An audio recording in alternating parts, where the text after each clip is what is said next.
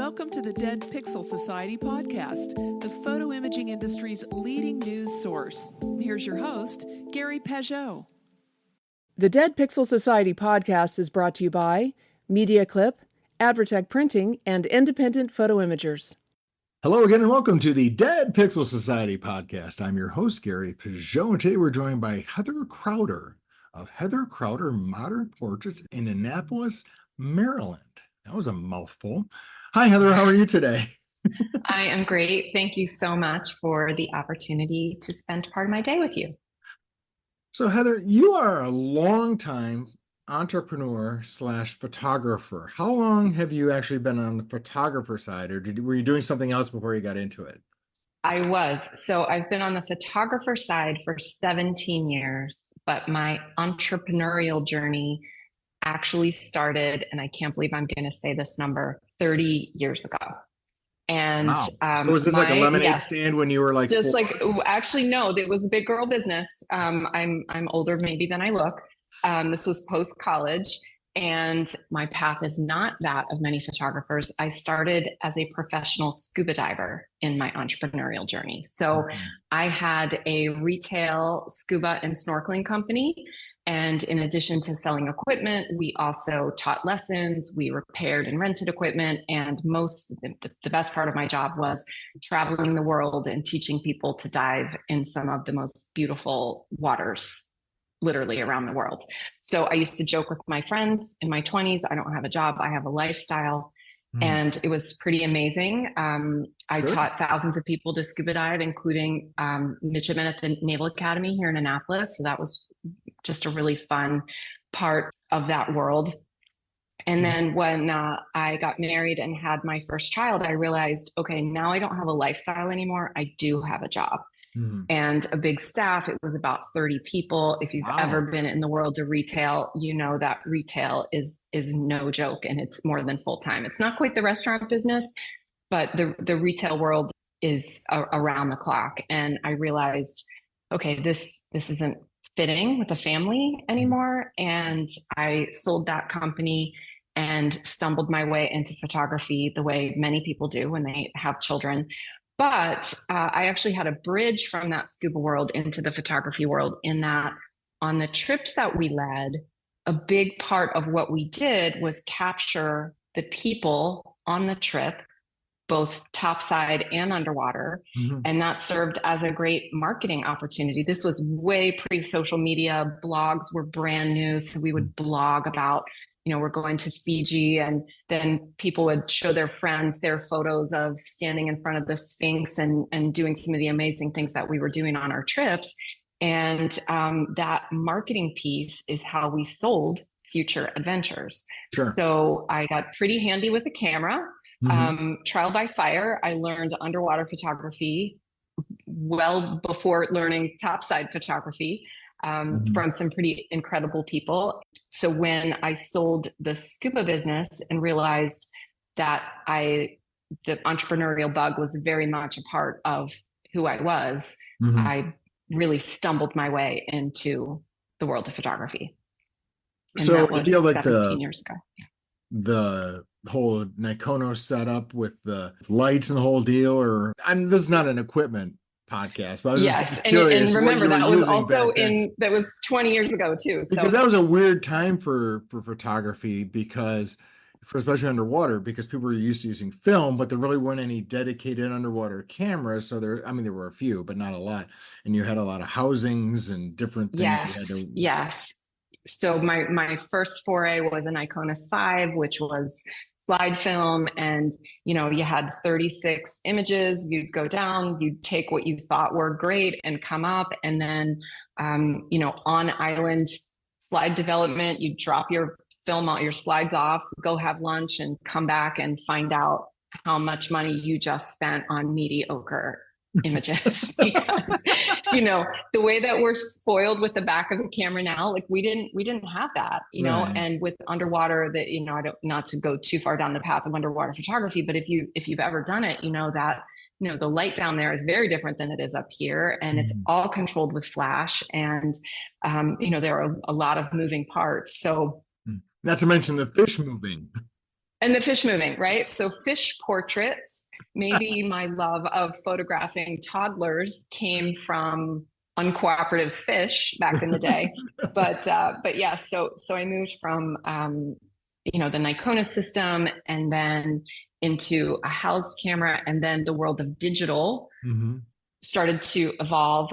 But I really loved video more than I loved still photography. Okay. So I loved the video side underwater, and then the still photography top side. So, as I mentioned, I led a group to Egypt and Jordan. We were there for 5 weeks. So capturing all of the people in the places, and then at the end, culminating into, a slideshow of our adventure. You can imagine people were signing up for the next trip before we ever got off that boat. So it was really just kind of a great combination of doing something I loved. It kept me busy on the trip and engaged with the clients, and then also taught me a skill that I'm now putting to use 17 years later.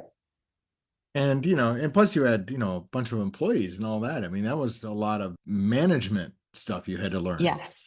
Yes, for sure. And ironically, when we sold that business, my husband and I got married about 2 years before that.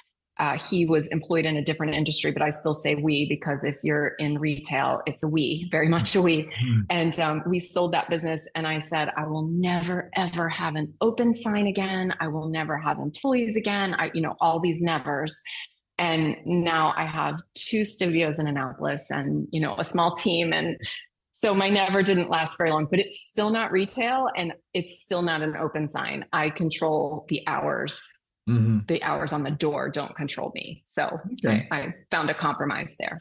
So how did you ease your way into the portrait market? Because like you said, you had your child and you're probably taking pictures of your child. And then all of a sudden it's like, I had these skills from underwater photography. I kind of understand composition.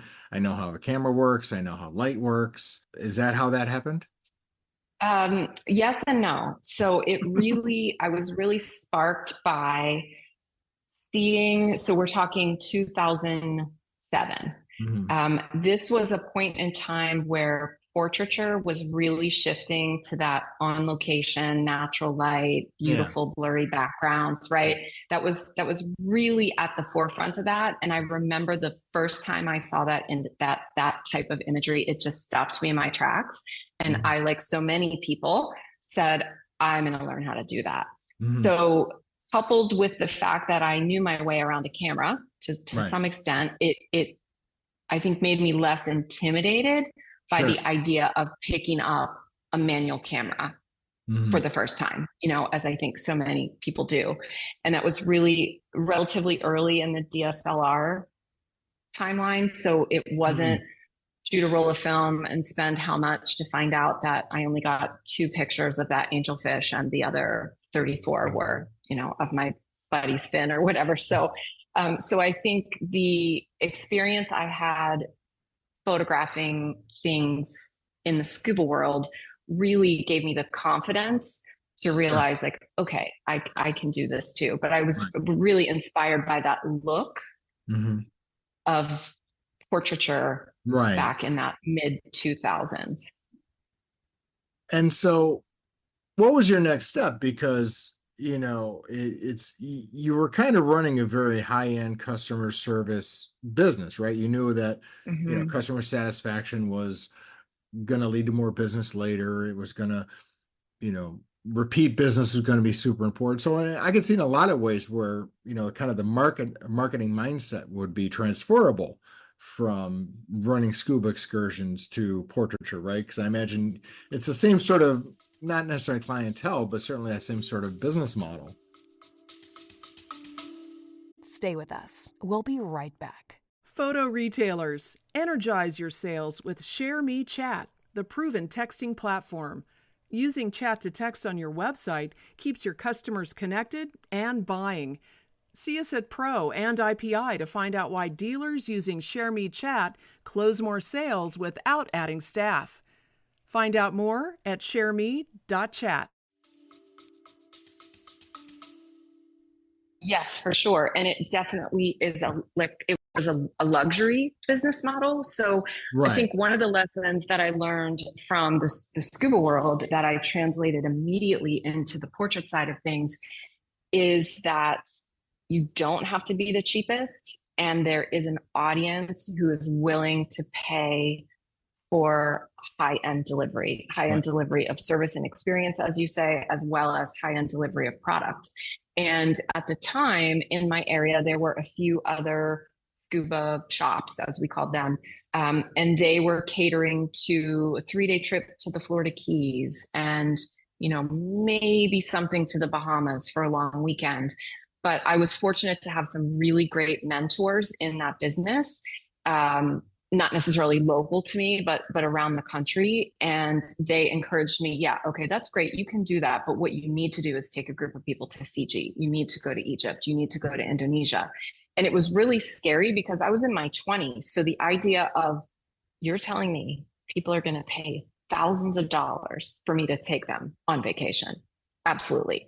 So I naively, in some ways, jumped into that model and realized, okay, when you take people to the Four Seasons in an amazing country abroad and show them an incredible experience, they are willing to pay for it. So I think that was one of the things that translated for me very early on. And then the photography mentors that I had early on, one in particular, her name is Cheryl Muir. She encouraged me, look, you're just starting, but you need to be priced where you want to be priced. Right. Not where you think you should be priced now, price where you want to be priced, because you can always offer a promotion. You can discount off of that, but at least people are seeing that pricing. You're seeing that pricing. And I know that's a similar model to Super Ice and so many of the other amazing mentors in the world of photography, really encouraging you to be at that price point where you need to be, Right. even if it takes you a little while for your mind and your mindset and even your ability and what you can deliver to catch up to that. Right. So, so that was definitely a lesson that carried over for sure. Yeah. You don't want to, just because you're new, devalue your offering because it's very difficult to move up. Absolutely. You're starting over if you do that. Each time you try to make a jump, you're starting over and having to reestablish essentially a brand new business when you make those jumps. And it's hard enough to start the business the first time, right, let alone try to do it time and time and time again. And I think, there's a lot of talk these days about mindset and, self-value and belief in what you're doing. And that pricing piece and having to start over, I think, can also really do a number on your confidence. Oh, when yeah. you go from I'm busy and everybody loves me and okay, I can and should charge more, and then it's crickets because you have to reestablish yourself and what you're doing. Yeah, I mean, I'm sure you had relevance in the underwater excursion market, right? People knew who you were, or whatever. You had no credibility in the portraiture market. So how did you acquire clients in those early days? Did you call up your scuba clients and say, hey, my scuba clients? Yeah, actually, no. So I think this part of the story, remember this was 2007. So this is, not like trying to enter the portrait photography market in 2024. Right. So it was still relatively new. Right. Still higher barrier to entry because of the higher barrier to entry. You had what I feel like you saw in the market were the old school portrait artists with the, ornate frames and that kind of painterly canvas in studio, that very specific look. We had a guy here that everybody went to. And then you had, the handful of folks that were photographing this outdoor on location, beautiful, creamy background style, and then some things in between. So I started photographing my own child, a couple of friends' children. And initially it was not with a business mind. It was, I've got some time on my hands. I have a daughter who's now a year old. Right. I'm going to learn how to do that. I want those images of her. Sure. And then once those images started to filter out a little bit to friends and, social media, although it's not what it is now, then I started getting the calls. Oh, oh, do you do this? Well, I guess I do. And then I took a stab at a $200 Blue Domain website or whatever it was at the time. Yeah. If you remember, they were the big photography website at the time. And I went to a couple of workshops to get some portfolio images to infuse into what I had captured myself of friends, family, and locals, and then just put the word out and said, who needs family portraits? And it really just kind of blew up from there. And I should say, I was still dabbling a little bit in the scuba world, entertaining the idea of maybe being a consultant. And I had talked to a couple of people about doing some mentoring because I did it for such a long time. It was 15 years. So that really was what I knew. I think I couldn't believe that this other thing I love so much in photography could produce the same results for me. And then I found out really quickly that, demand was high, and I just ran with it. Mm-hmm. So you have what's, it's all over your website, modern, right? Modern is the word. Mm-hmm. What does that mean? When you're saying that, what does that mean? What do you want the customer to take away from the word modern? That's such a great question. I like the idea. It's modern, timeless, classic, all melded into one. But if you put too many words out there, it gets confusing.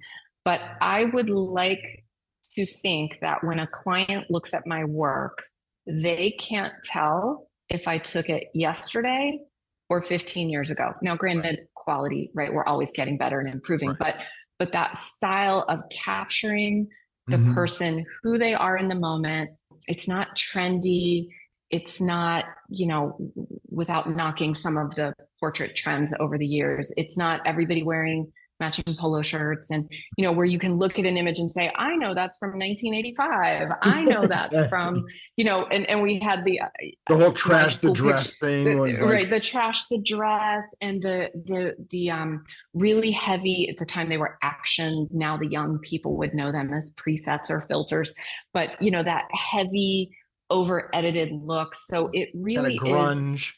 A grunge, right? I mean, you've been at this for a really long time. So you can timestamp all these trends that I'm talking about. And so modern for me means like in this moment right now, but not on trend, not to create a specific look.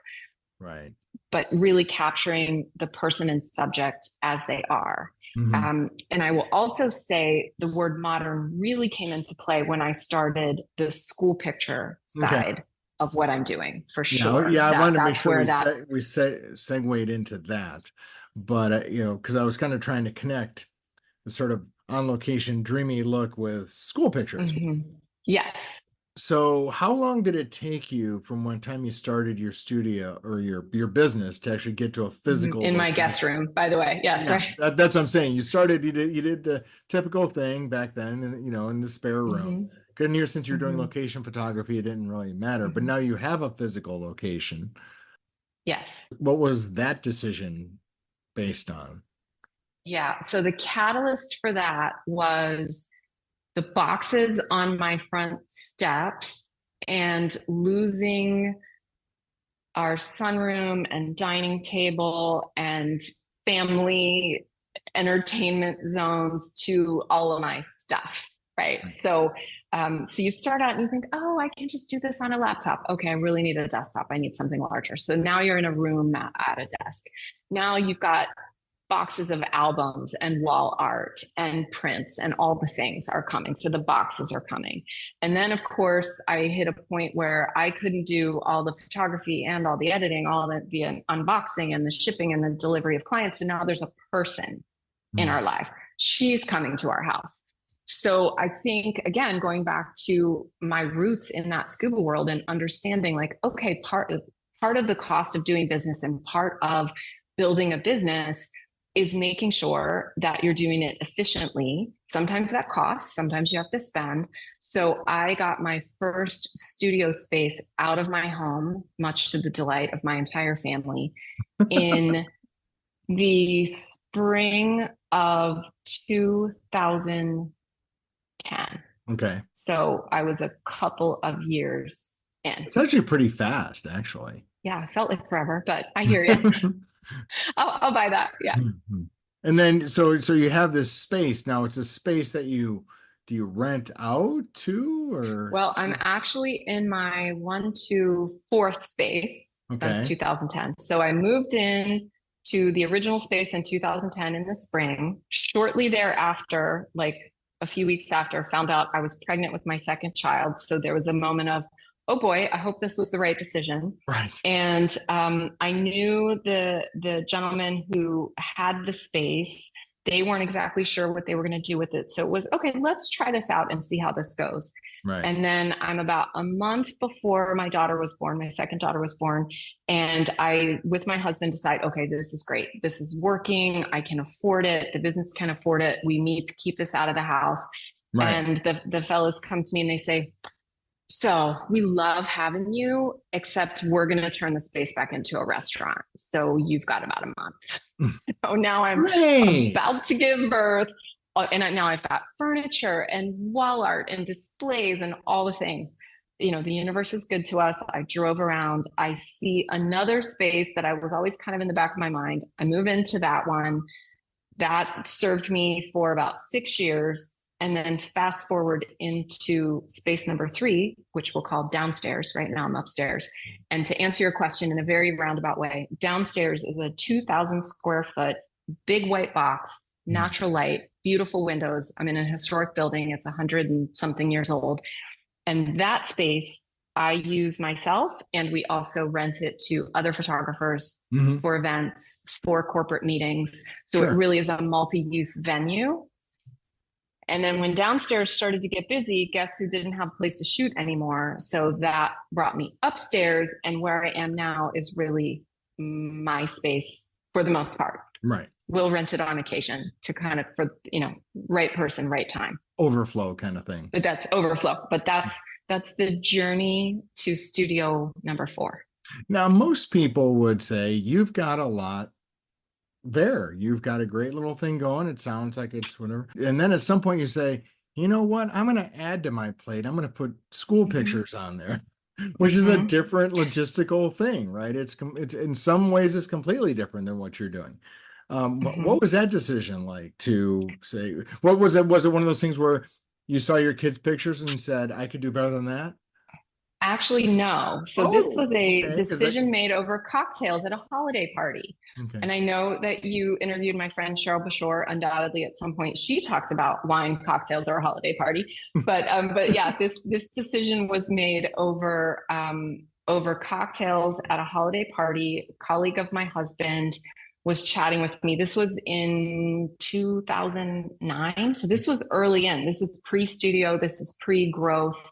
This is entirely the time where I'm doing children and family portraits, right? There are no headshots yet. It really is child and family. It's very seasonal. I'm in Annapolis, which is near Washington, D.C. So climate-wise, you know, we've got a winter here. We've got kind of a dreary spring. So and everyone wants a portrait during the spring. October, right? Or spring. Yeah, it's either May or October. So I'm having a conversation with this colleague of my husband who's telling me about his wife's private preschool that is 90 minutes away from me. And he's telling me about the problems that they had with photography. And he said, oh, you should totally come and take their pictures. So, you know, I joke about the myths about school photography. Myth number 1, I'm not a school photographer. I'm a portrait photographer, right? Because many of us, I think, have a very traditional view of what school pictures are. Right. Certainly, you know, 15 years ago, that was the case. And I just, trying not to be snobby, said like, oh yeah, no, I don't do school pictures. I wouldn't do that, right? And I'm thinking laser beam backdrops and, you know, that blue, whatever that look is, and, you know, lights. Hand on the chin kind of thing, you know. Hand on the chin with the ring. And then I was in an era at one point in school where there was the primary image and then the background sort of shadowed was you like looking off in the distance, right? If you remember, and they were kind of put together. So this is what I'm thinking, because my daughter at this point is young. She's like 2 years old. So you haven't seen anything yet. So my daughter at this point doesn't have school pictures. So in my mind, it's my 11th grade picture is what I see. So we chatted, and then he started to tell me more about the school. And he said, "Oh my gosh, these kids are so cute, and the parents." And then when I made the connection demographically about where the school was, I thought, wait a second, I need to be in front of those clients. Right. I want to photograph these clients at their home. How can I get in front of these clients? So it was through their children.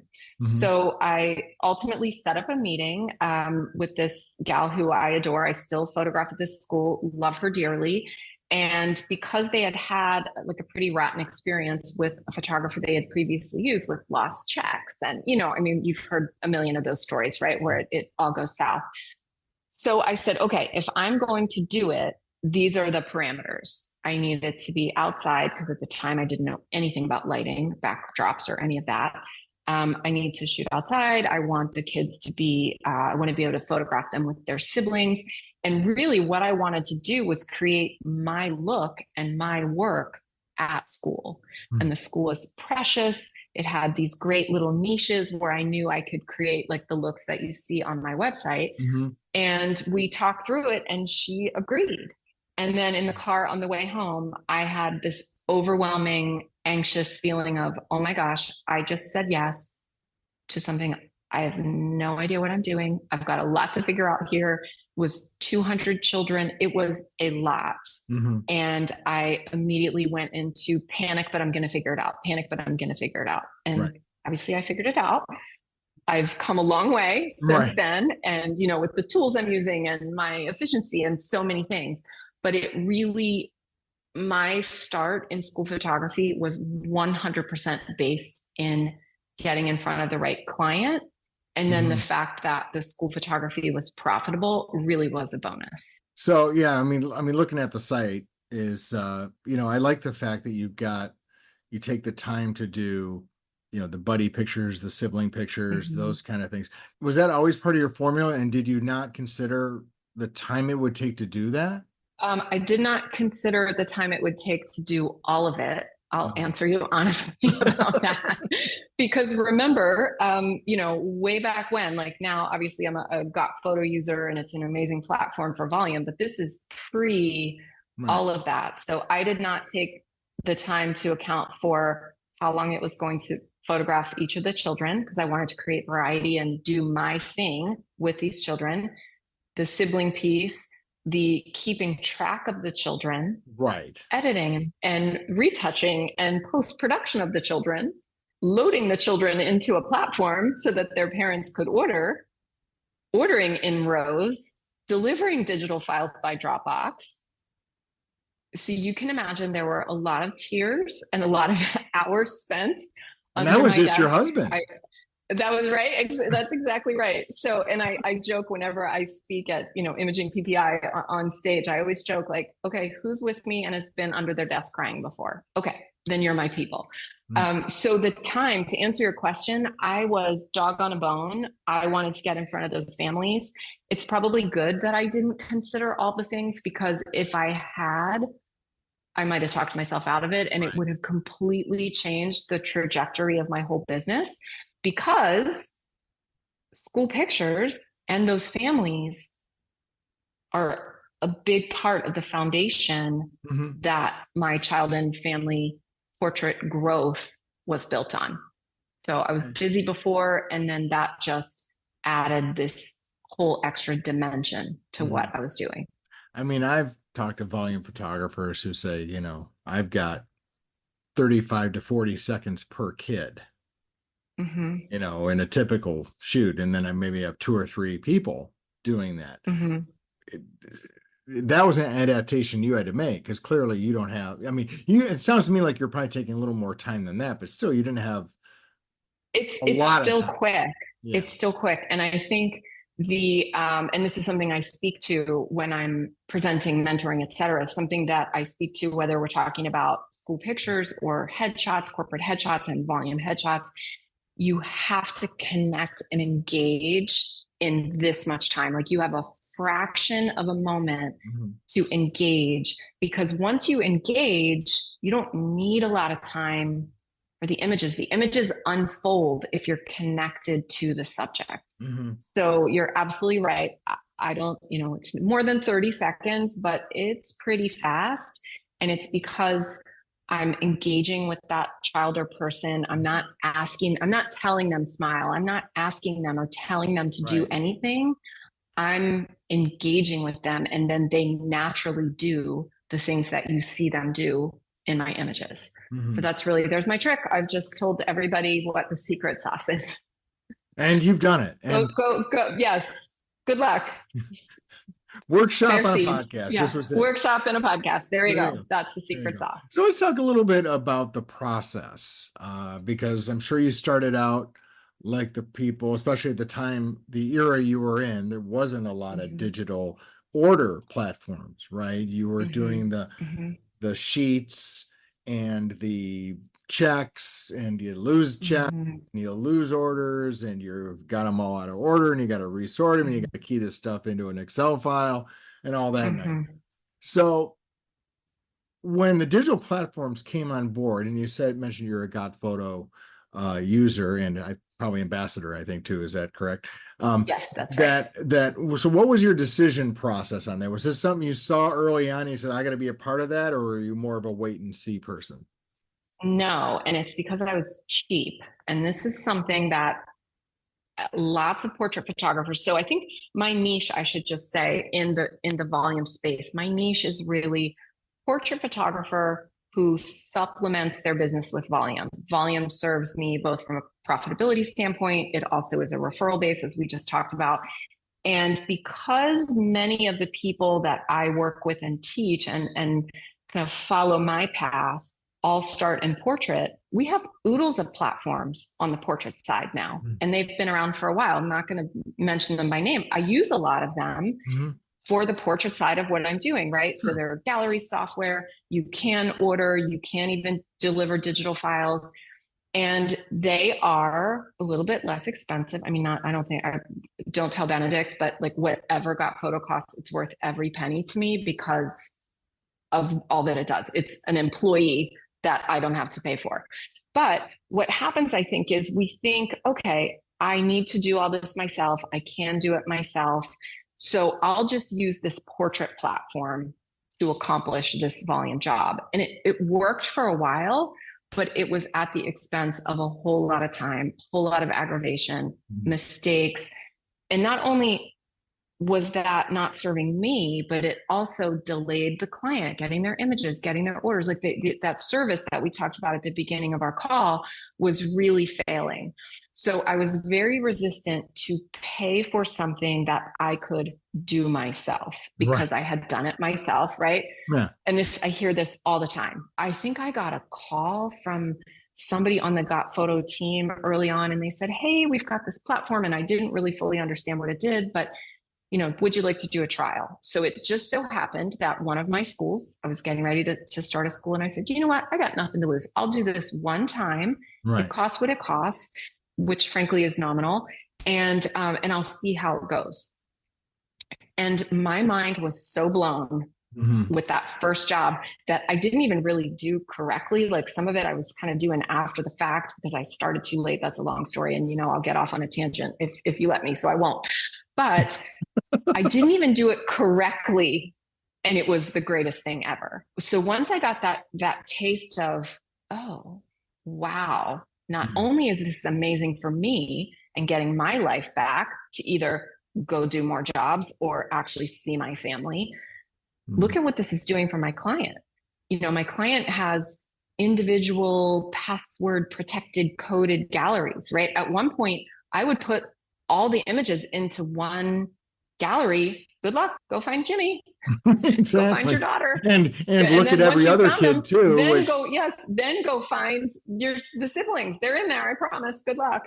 So that was really complex. And in today's world with security and privacy and all those issues, like you could never do that. So then that little portrait side of me, the portrait gallery software says, oh, I can do password protected galleries too. Yes, you can. You can make them all individually. And then you can send individual emails to all of those clients with their children's images, where with the volume platform, I press one button and say job launched, and then the emails go out individually to all the families, and they can start ordering the images, and orders go directly to the lab, and all these things are magically happening, automated, while I'm at dinner with my family, not at my desk with one of us in tears, right? Yeah, in the wee hours of the night. One of the conversations I have with people who are still on the borderline about going to a platform, right, is, I'm going to lose sales. I'm not going to make as much because I get the check up front, and that's awesome. What has been your experience with order rates and with actually, buy rates and dollars per order? Because you have access to all that, I'm sure. Yes. And that's such a great question. And I too hear people say what you said. It has been an incredible increase for me. So not only do I have the ability to just go right into my Got Photo backside and see my job stats on every single job I've ever done, what percentage of people order, how much do they spend, what's the average order. So my favorite number to measure, just for those of you that are out there in the volume world or dabbling or thinking about it, I want to know what my average sale per enrolled student is. Because all those other numbers you can kind of manipulate, right? You can, my average invoice is whatever it is. Well, but if only 25% of the people are purchasing, then, those numbers can get skewed. So I want to see for each job, what is my average sale per enrolled student? Because then I can measure that across all the jobs. Right. So I can see all these stats, and across the board, when I went to this model, every single school, my sales were higher, my percentage of orders were higher. Because one of the things that we have the ability to do very simply is market to the people who haven't yet ordered. Right. So I have all my folks that ordered on time. Good for you. You're compliant. And then I have all the parents like me who need to be bonked over the head time and time again and reminded, like, your deadline is coming, sister. You need to order. No, we really mean it now. Right. And you're hammering them over the head. You have the ability to continue to market those folks even well past the deadline. So the sales continue to come in. It's not like this one shot, one and done, got what we got. And then picture day becomes picture months. Picture months, right? And then, Stephanie McCauley did a great Got Photo webinar about how to capitalize on Black Friday and the holidays. And I put her plans into action right away. It was great. So, it's Mother's Day, it's Father's Day. You can then market directly from the platform to all of those clients, both those who have not yet ordered and also those who have. Oh, hey, great, you ordered, but now it's holiday time. And look, we're doing this fun holiday gift stuff. We know you don't have anything for grandma because nobody ever knows what to get for her. What about doing something? Yeah, plus like it's one of our gift items. And it's the picture that's right here that you love. It's right and here. Now we can put it on an ornament. Exactly. And if I can tie back to part of our earlier conversation, because my work looks like it looks, whether it's in the park, in somebody's backyard, or at school, my clients are very often using their children's school pictures for holiday cards, for ornaments, because they don't look like a traditional school picture. So they're going on the wall. They are gift prints. It's not just the requisite, I'm going to order a few wallets and we'll send one to, all the aunts and uncles. So that, for me, that sales piece coming out of the platform is just yet another revenue stream, because I have another stab at getting those images in front of them. So it surprised you how well it's worked. Yes. And not only has it surprised me how well it's worked, every single job over the years, I've become a little bit more efficient. I learn a few tricks, as we all do, right? Whether it's packing up our gear in our car, whatever, like, we're always learning.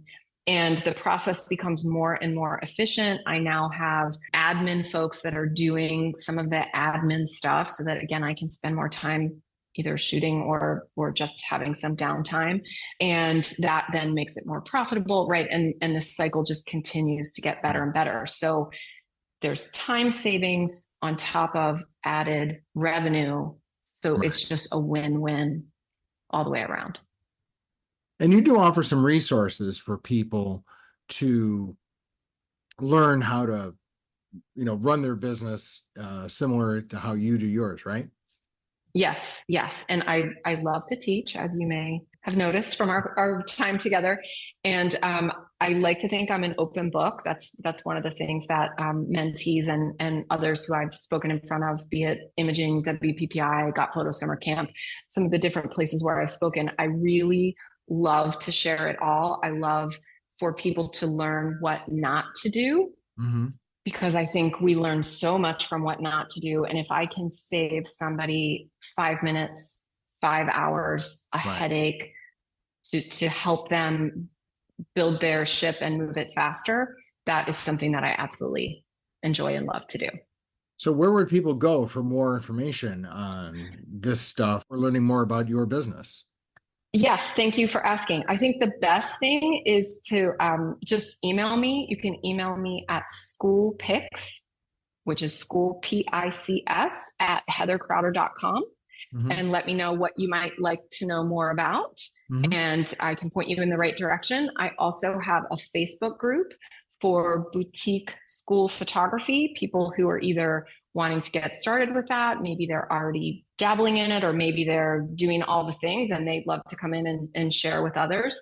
So you can find that on Facebook. I think it's called Modern School Photographers with Heather Crowder. So you can ask for an invite there. Make sure that you fill out, there are 2 or 3 questions, fill out the questions so that we know you're not a robot, and we'll welcome you into the group. And there are a lot of resources in that Facebook group as well. Awesome. Well, thanks, Heather, for your time. Before we connected, I had no idea you were a scuba person, so this is awesome. Do you still dive, or are those days past? So I have not been diving since I was pregnant with my now 18-year-old, believe it or not, but we do talk about it. And I think we'll get back to it. We've become skiers. We love to ski as a family. We started that when our girls were young, because they could do it when they were young, and then they could go ski, and then we could sit and, have a quiet breakfast and a beverage and watch the fireplace. And now we all ski as a family, but we'll get back to the scuba world undoubtedly at some point. Awesome. Well, look forward to catching up with you sometime in a later date. And thank you so much. Thank you so much, Gary. Thank you for listening to the Dead Pixel Society podcast. Read more great stories and sign up for the newsletter at www.thedeadpixelssociety.com.